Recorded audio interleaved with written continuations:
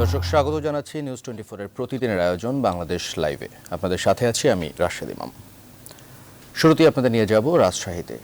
রাজশাহীতে অবৈধ উচ্ছেদ অভিযান শুরু করেছে সিটি কর্পোরেশন, ফলে সৌন্দর্যের দিকে ফিরছে ক্লিন সিটি হিসেবে পরিচিত রাজশাহী। উচ্ছেদ অভিযানের পর নগরের বর্তমান অবস্থা জানাতে যুক্ত হচ্ছেন সহকর্মী কাজী শাহেদ। শাহেদ, এই উচ্ছেদ অভিযান আর কতদিন চলবে, আর কি বলছেন সিটি কর্পোরেশনের কর্মকর্তারা?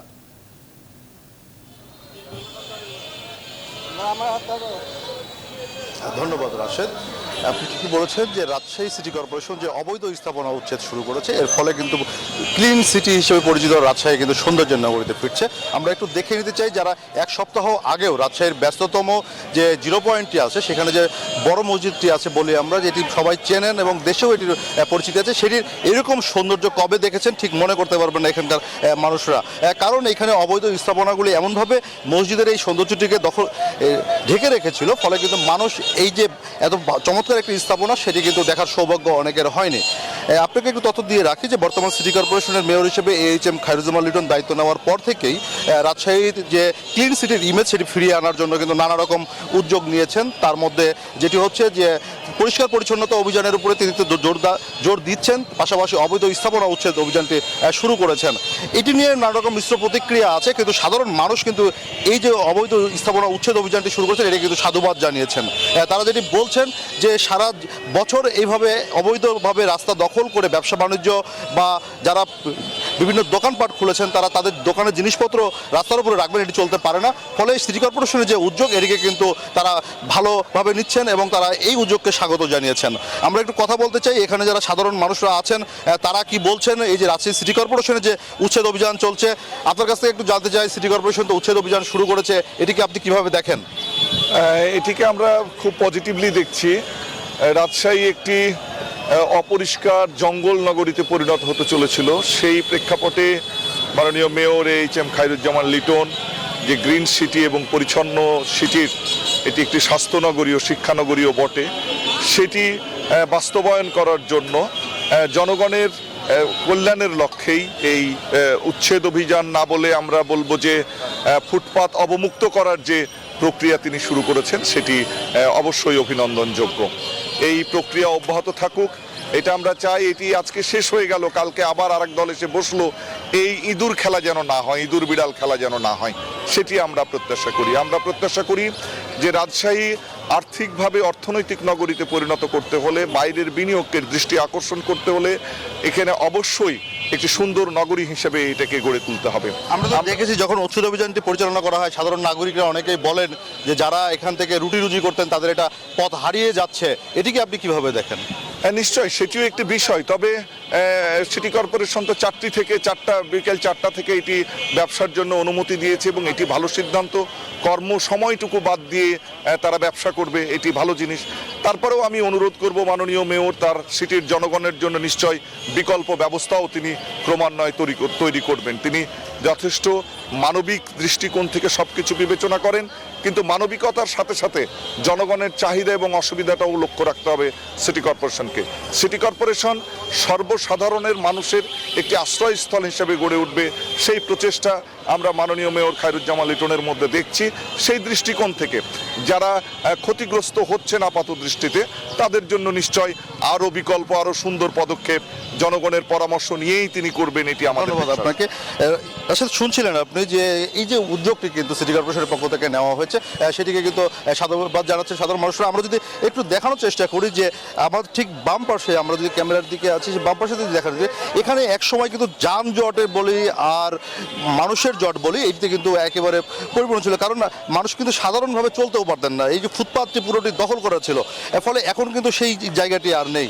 এর কারণটি হলো যে এখানে যারা দোকানপাট দিয়েছিলেন, ব্যবসা প্রতিষ্ঠান যাদের আছে, তারা তাদের যে দোকানের জিনিসপত্রগুলি রাস্তার উপর রাখতেন, ফলে এখানে কিন্তু মানুষ চলাফেরা করতে পারতেন না। মূল সড়কটি পুরো মূলত অর্ধেকটি থাকতো দখলে।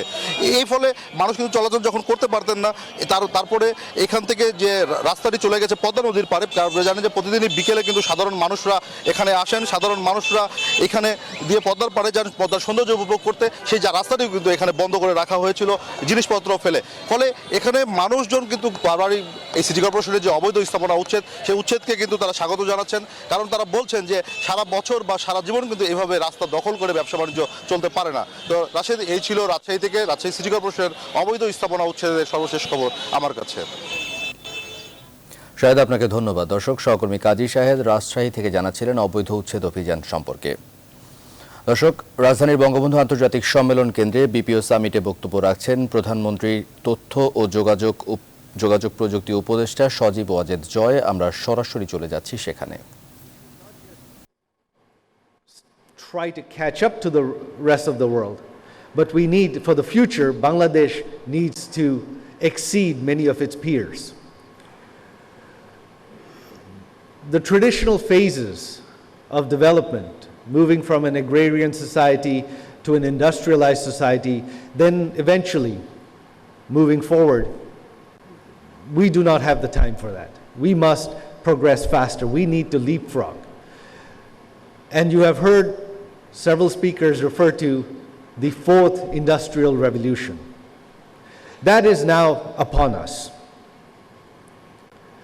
We now have to focus not just on labor skills, industrialization skills, but rather the knowledge sector. And this is where our BPO industry comes in.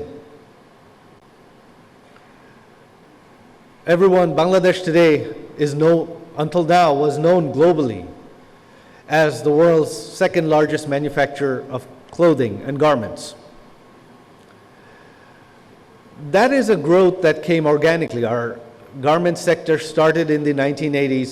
It was started by the private sector, and it grew on its own. With no government help, no government planning, the private sector took it forward on its own. However, for the BPO sector, for the fourth industrial revolution, for the knowledge sector, to wait for the private sector was something that we could not afford to do. That would have taken far too long. And it would not have been possible for the private sector alone to do it. So what our Awami League government focused on was providing the facilitating base that is necessary. We focused on revamping our policies to make it friendly and foster the growth of the IT industry. Our government removed all taxes on the IT industry, gave extensive tax holidays, and removed all import duties on IT equipment, hardware, software.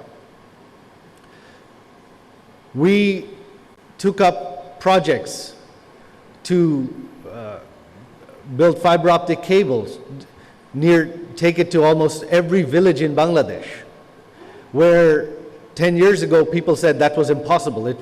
There is no way you can do that, especially in a short amount of time.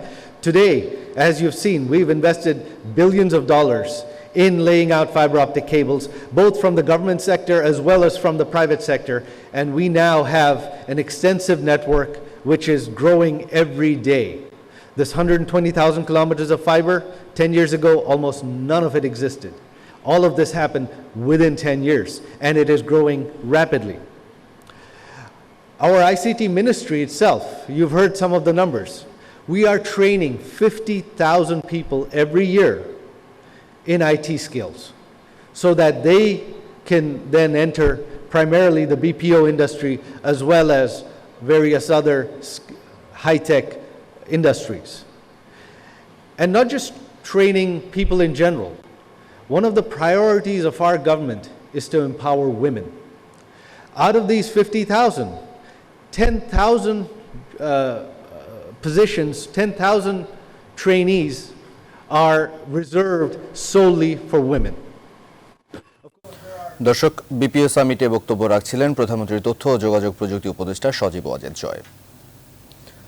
আগামী 5 মে Mymensingh city corporation নির্বাচনের প্রথম vote. এরই মধ্যে mayor হিসেবে আওয়ামী লীগ প্রার্থী খালিদুর রহমান টিটু বিনা প্রতিদ্বন্দ্বিতায় নির্বাচিত হয়েছেন। তবে কাউন্সিলর প্রার্থীদের মধ্যে জমে উঠেছে প্রচারণা। প্রথমবার নির্বাচন হওয়ায় উন্নয়নের নানা প্রতিশ্রুতি ভোটারদের দিচ্ছেন প্রার্থীরা। 10 নম্বর ওয়ার্ডের উন্নয়ন এবং নানা সংকট নিয়ে বিস্তারিত জানাতে যোগ দিচ্ছেন সহকর্মী সৈয়দ নোমান। নতুন নগরপিতা এবং কাউন্সিলরের কাছে এই ওয়ার্ডের মানুষের প্রত্যাশা কি?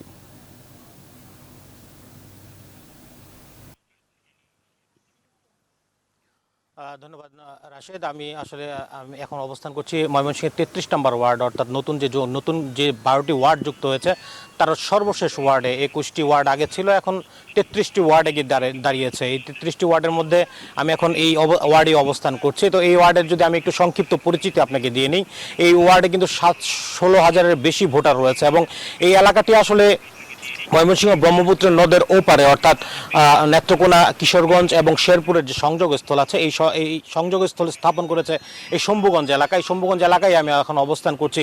এই এলাকার যদি আপনাকে বলি, পরিচিতি দিই, তাহলে এখানে ব্যবসা নির্ভর, আসলে ফিশারি নির্ভর বেশি মানুষজন জীবিকা নির্বাহ করে থাকেন।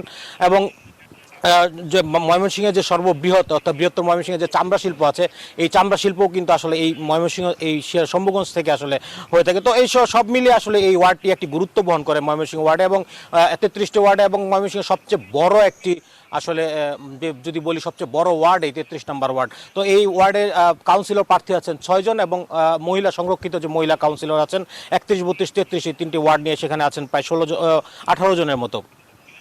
তো এই মুহূর্তে আমার সাথে আছেন একজন কাউন্সিলর প্রার্থী, যিনি আসলে গণসংযোগ করছিলেন সকাল থেকেই। তার সাথে আমার এই ওয়ার্ডে কাজ করতে করতে দেখা, উনি মুক্তার হোসেন নামে যিনি আছেন, উনি আমার পাশে আছেন। আমি একটু জেনে নেব আসলে এই প্রার্থীরা যে বিভিন্ন প্রতিশ্রুতি আওড়াচ্ছেন বাড়ি বাড়ি গিয়ে, সেই প্রতিশ্রুতি কতটুকু বাস্তবায়ন করতে পারবেন এবং কি কি প্রতিশ্রুতি আছে।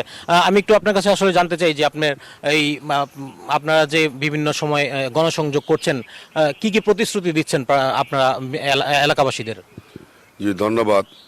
আমাদের 33 নম্বর ওয়ার্ডটি অত্যন্ত একটি বড় একটি ভৌগোলিক এরিয়া, জনসমষ্টি বেশি এবং ভোটার সংখ্যা অন্যান্য ওয়ার্ডের চেয়ে অনেক বেশি।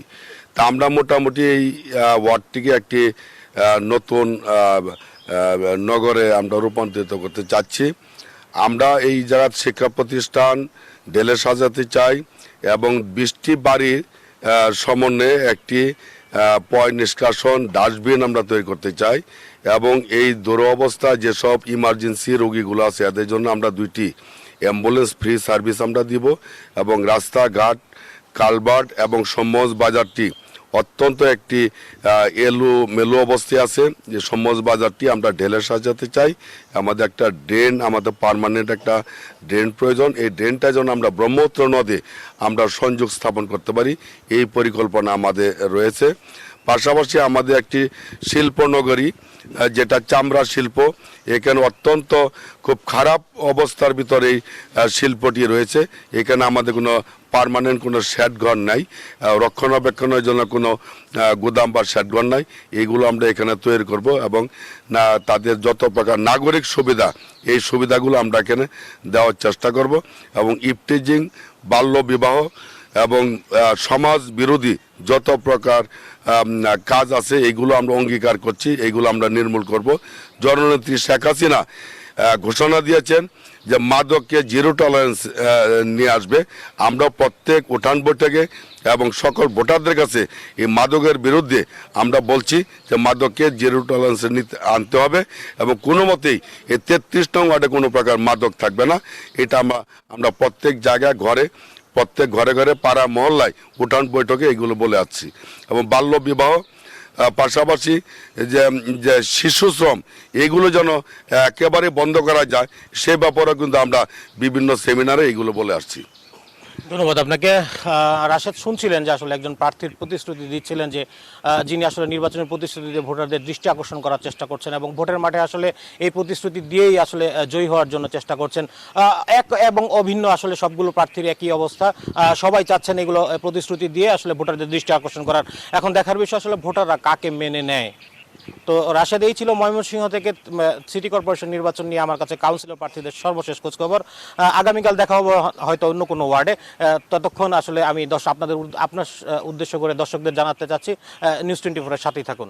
রাশেদ, ফিরতে চাই আপনার কাছে। নোমান, আপনাকে ধন্যবাদ। দর্শক সহকর্মী সৈয়দ নোমান সংযুক্ত হয়েছিলেন ময়মনসিংহ থেকে, জানাচ্ছিলেন সিটি কর্পোরেশন নির্বাচন নিয়ে সেখানকার জনপ্রতিনিধিদের প্রত্যাশা ও প্রতিশ্রুতির কথা। বাংলাদেশ লাইভের সময় হলো একটি বিরতির, সঙ্গেই থাকুন।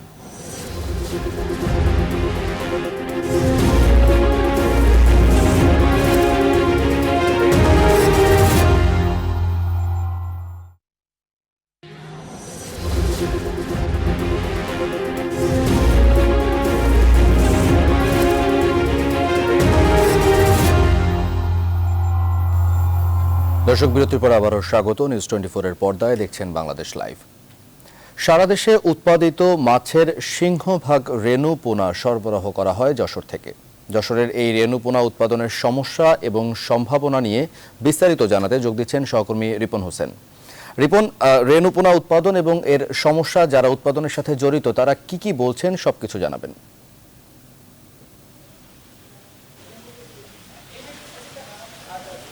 ধন্যবাদ আপনাকে। আমি এখন রয়েছি যে যশোরের যে মৎস্যপল্লী হিসাবে খ্যাত চাষড়াই, এই চাষড়ার থেকে কিন্তু সারা বাংলাদেশে যে মাছ, যে রেণুপোনা যায়, সে কিন্তু এখান থেকে যায়। তো আমি কয়েকজন ব্যবসায়ী চাষির সাথে কথা বলবো। আপনার কাছে একটু জানতে চাই যে এখানকার মাছের কি সম্ভাবনা রয়েছে? ব্যাপক সম্ভাবনা রয়েছে। কার্প জাতীয় মাছ ছাড়াও আমরা শিং, মাগুর, পাবদা, গুলশা এখন ব্যাপক আকারে উৎপাদন করতেছি। যশোরে ব্যাপক সম্ভাবনা আছে। সরকার শুধু আমাদের একটু ভর্তুকির ব্যবস্থা করলেই, যেহেতু 4 নম্বরে আসছে এই দেশ, আমরা 1 নম্বরে উপনীত করব, সেইভাবে আমরা এগোচ্ছি। ধন্যবাদ আপনাকে। আপনি শুনছিলেন যে ব্যাপক সম্ভাবনা রয়েছে, তো এখানে কিন্তু কিছু সমস্যাও রয়েছে। তো আমি সেই সমস্যা সম্পর্কে একটু জানবো একজন ব্যবসায়ীর কাছে। আপনি এখানে কি সমস্যা রয়েছে? আমাদের সম্ভাবনা, আমাদের কৃষি রেটে ছিল আমাদের বিদ্যুৎ বিল, সেই বিদ্যুৎ বিল এখন আমাদের শিল্প রেটে করছে। এবং আমাদের যশোর জেলায় একটি ব্যাপক বিক্রয় সেন্টার প্রয়োজন, যেটা চারা মাছ থেকে টেবিল ফিশ পর্যন্ত। তাহলে বাংলাদেশের লোক জানবে যে যশোর জেলা মৎস্য রাজধানী, সেই রাজধানী খ্যাত নামটা আমরা যেন ধরে রাখতে পারি, আমরা সেই চেষ্টাই করে যাচ্ছি। এবং নিরলসভাবে আমরা এই মৎস্য সেক্টরে কাজ করে যাচ্ছি। এবং মৎস্য খাদ্য এবং মৎস্য কৃষিজাত দ্রব্য দিন দিন দাম বাড়ছে, কিন্তু মাছের দাম আমরা সেইভাবে পাচ্ছি না। এই যে আমরা প্রতিবন্ধকতা দেখতে পাচ্ছি। ধন্যবাদ আপনাকে। আপনি শুনছিলেন যে এখানে মাছের কিছু প্রতিবন্ধকতা রয়েছে।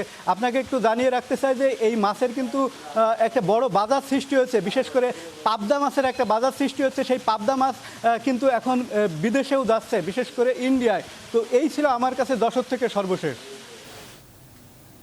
রিপন, আপনাকে ধন্যবাদ। দর্শক সহকর্মী রিপন হোসেন যশোর থেকে সংযুক্ত হয়েছিলেন, জানাচ্ছিলেন রেণু পোনা উৎপাদনের সমস্যা এবং সম্ভাবনার সব খবরাখবর। আগামী 24 এপ্রিল রানা প্লাজা ধসের 6 বছর পূর্তি। এই দিনে রানা প্লাজার ওই স্থানে শ্রদ্ধা জানান সেই দিনে নিহতদের স্বজন এবং শ্রমিক সংগঠন। কিন্তু বাকি দিনগুলোতে এই স্থানটি পড়ে থাকে অযত্ন আর অবহেলায়। বিস্তারিত জানাতে সাভার থেকে যুক্ত হচ্ছেন সহকর্মী নাজমুল হুদা। নাজমুল, রানা প্লাজার ওই স্থানটিতে একটি স্মৃতি ফলক করার কথা ছিল, সেই প্রতিশ্রুতি কতটা বাস্তবায়ন হয়েছে?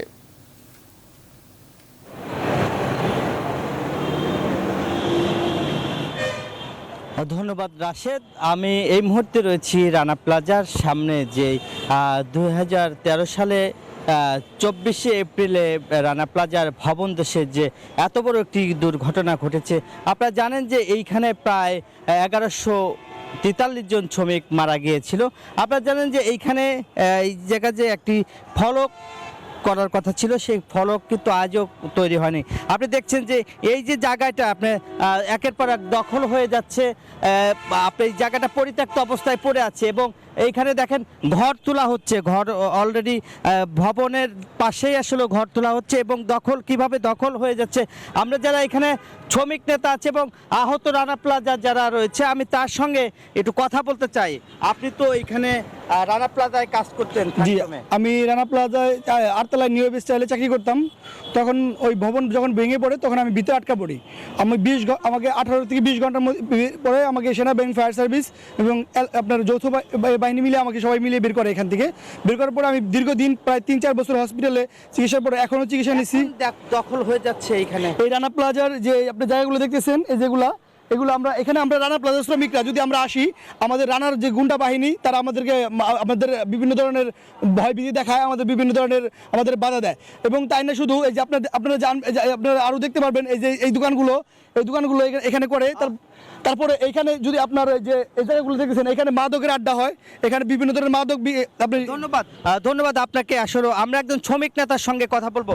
আপনি তো এখানে রয়েছেন, এখানে একটা শ্রমিক যারা মারা গেছে তাদের এক উদ্দেশ্যে একটা ফলক হওয়ার কথা ছিল, আজও হয়নি 6 বছরে, কেন? 13 সালে 23শে এপ্রিল এই বিল্ডিংয়ে ফাটল ধরেন। আপনি সাংবাদিক নাজমুল হুদা, আপনি নিজেও ফুটেজ করেছিলেন। যদি এই সরকার যদি ব্যবস্থা নিত তাহলে এই বিল্ডিংটা ফাটল হতো না, ধসে পড়তো না, শ্রমিকগুলা প্রাণহানি হতো না, শ্রমিকরা বেঁচে যেত। কিন্তু সরকার সেইভাবে উদ্যোগ গ্রহণ করে নাই। আজ 6 বছর পূর্তি হতে যাচ্ছে। আমরা এখানে একটা স্মৃতিস্তম্ভনের দাবি জানাচ্ছিলাম, দাবি করে আসছি, আন্দোলন সংগ্রাম করে আসছি। 24শে এপ্রিলকে জাতীয় শোক দিবস ঘোষণা এবং রানা প্লাজার জায়গাটায় সরকার অধিগ্রহণ করে ক্ষতিগ্রস্ত শ্রমিক ও পরিবারকে পুনর্বাসনের দাবি করে আমরা সবসময় আন্দোলন সংগ্রাম করে আসছি। কিন্তু সরকার কর্তৃপক্ষ এখনও কোনো ব্যবস্থা গ্রহণ করেন নাই। ধন্যবাদ আপনাকে, অনেক ধন্যবাদ। আপনি জানেন যে এই যে রানা প্লাজার যে ভবন, যারা শ্রমিক রয়েছে তারা তাদের দাবি করেছে এবং শ্রমিক নেতারাও কিন্তু দাবি করেছে, তাদের যে বিচারের দাবি করেছে। আর এই জায়গার যে দোকানপাটগুলি হয়েছে, এই ছিল আসলে সর্বশেষ আমার কাছে রাশেদ। পরবর্তী আপনাদেরকে নতুন করে আবার জানিয়ে দেওয়া হবে। নাজমুল, আপনাকে ধন্যবাদ। দর্শক সহকর্মী নাজমুল হুদা সংযুক্ত হয়েছিলেন সাভার থেকে। এই ছিল বাংলাদেশ লাইভের আজকের আয়োজনে। ধন্যবাদ সাথে থাকার জন্য।